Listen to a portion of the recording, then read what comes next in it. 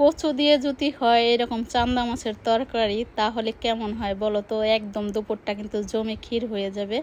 আসসালামু আলাইকুম, কাছে বা দূরে যে যেখানে আছো, আশা করি সবাই ভালো আছো। ইউটিউব চ্যানেলটা আমার একদমই নতুন, তোমাদের ভালোবাসা না পাইলে আমি কখনো একাইতে পারবো না। তো এটারে আমরা দুধ কচু বলি, কোন এলাকায় কি বলে সেটা জানি না, সেটা কমেন্টে জানিয়ে দিও। তো দুধ কচুগুলো আমি কেটে নিয়ে আসলাম, একদম পাতা পোতা সহ একদম ঝুড়ি ঝুড়ি করে কেটে নিয়েছি। আর মাছগুলো আমি নুন দিয়ে একটু খেসে খুসে ধুয়ে পরিষ্কার করে নিব। তো নুন দিয়ে ভালো মতো আমি মাখিয়ে নিচ্ছি মাছগুলো। তো মাছগুলো ভালোভাবে খেসে খুসে ধুয়ে নুন হলুদ দিয়ে মাখিয়ে রেখেছি। বিসমিল্লাহির রহমানির রহিম।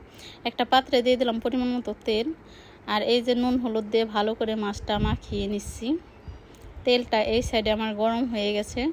তো তেলের ভিতরে মাছগুলো সব দিয়ে দিচ্ছি। তো এইরকম করে চান্দা মাছের তরকারিটা কচু দিয়ে রান্না করলে যে এত মজা হয়, দুপুরটা কিন্তু জমে একদম ক্ষীর হয়ে যাবে। সেটা বাসায় ট্রাই করলেই বুঝতে পারবে। তাছাড়া কিন্তু কখনোই, আমি যতই বলি না কেন, কখনোই কিন্তু বুঝতে পারবে না। তো মাছগুলো আমি উল্টিয়ে পাল্টিয়ে ভালো করে ভেজে নিচ্ছি। মাছগুলো উল্টিয়ে দিলাম, মাছগুলো ভাজা হয়ে গেছে, মাছগুলোকে আমি তুলে নিচ্ছি। তো এই তরকারিটা আজকে অনেক দিন পর রান্না করা হইলো, মানে ওর বাবার অনেকই প্রিয় এই খাবারটা, মানে কচুর তরকারি। তো মাছগুলো আমি উঠিয়ে নিয়েছি, এখানে দিয়ে দিচ্ছি পেঁয়াজ কাঁচামরিচ কুচি। যারা ব্যাচেলার থাকো তারাও কিন্তু এই অল্প মশলা দিয়ে এইরকম চচ্চড়িটা করে নিতে পারো। মানে যতই বলি শেষ হবে না যে আসলে কতটা মজা হয়েছে। তো আদা চামচের মতো এখানে দিয়ে দিলাম আদা, রসুন, ছোটো পেঁয়াজ আর জিরা বাটাটা। এখানে দিয়ে দিলাম 1 চামচ হলুদ ফাঁকি, 1 চামচ মরিচ ফাঁকি। ঝালটা তোমরা যেরকম পছন্দ করো ঠিক ওই রকমটাই দিয়ে নিতে পারো, কোনো সমস্যা নাই। তবে কচু তরকারিতে বেশি একটা ঝাল দেওয়া যায় না, একদম টাস টাস করে। এর জন্য অল্প ঝাল দিয়ে রান্না করতে হয়, মিডিয়াম ঝাল দিয়ে। তো আলু আর কচু পাতা একদম ঝুরি ঝুরি কুচি কুচি করে কেটে ধুয়ে পরিষ্কার করে রেখেছিলাম, দিয়ে দিলাম মশলাটার ভিতরে।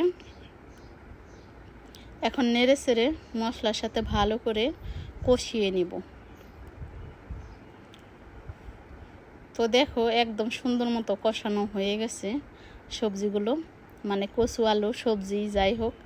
তো কষানো হয়ে গেছে, এখানে দিয়ে দিচ্ছি স্বাদ মতো নুন। তো আবারও নেড়ে চেড়ে ভালো মতো মিশিয়ে নিচ্ছি। এখানে দিয়ে দিচ্ছি সেই ভাজা মাছগুলো, চান্দা মাছ। তো দিয়ে আবারও নেড়ে চেড়ে ভালো মতো মিশিয়ে নিচ্ছি।